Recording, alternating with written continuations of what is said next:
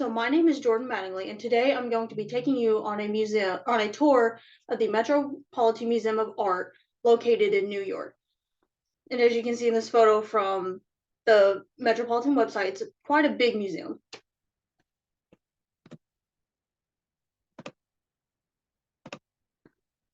And the exhibits we are going to talk about is the very first one is the Arms and Armor exhibit. And in this exhibit, I will talk about some horse armor made in the 16th century. The second exhibit we will be exploring is the Egyptian art exhibit, which also had a form of armor called a falcon pectoral. Our final exhibit is the musical instrument exhibit, where I will talk about an instrument from Egypt that had some symbolistic importance rather than just being a musical instrument.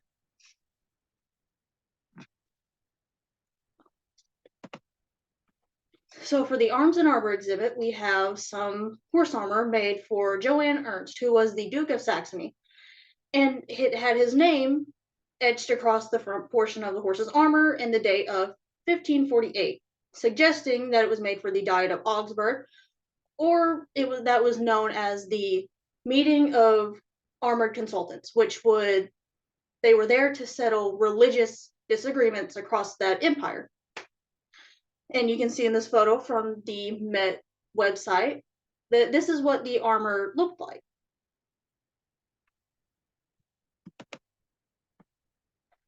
And for the Egyptian art exhibit, I have another form of armor called the falcon pectoral. Now, the pectoral rested across the chest and throat of the mummy Gautoshan, and it protected her chest and her throat. But the falcon was thought to be a symbol of the Egyptian god Horus, who, and you can see from this quote, had was very powerful. The left eye represented the moon or the evening star, which represented healing. In this quote from the Britannica, and you can see the pectoral in this picture from the Met website. And fun fact, there were these things called falcon colts, which were very popular across Egypt at the time. For our final exhibit, we have the musical instruments exhibit. And in this, I have a form of percussion instrument called castanets or clappers. And an interesting fact about these is that in addition, is that they were not only used as musical instruments, but they were used as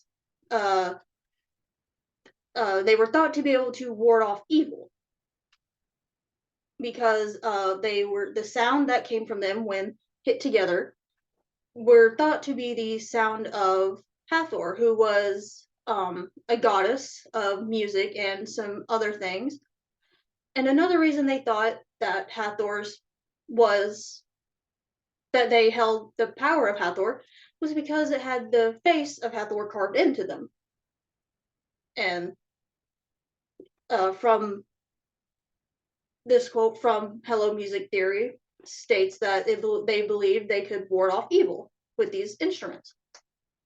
And and this picture from the Met website kind of shows you a little bit about the castanets. So during this tour, we explored the Arms and Armor exhibit. And in this exhibit, I showed you some armor made for Johann Ernst, the Duke of Saxony-Coburg, and I talked a little bit about why it was made. I didn't talk about what it was made of, but it was made of leather and a metal alloy. And it was presumably made for the armored meeting of consultants, which, like I said, was a meeting to settle religious differences within the empire. And the second exhibit we visited was the Egyptian art exhibit. And I showed you another form of armor called a falcon pectoral, which protected Gautoshan.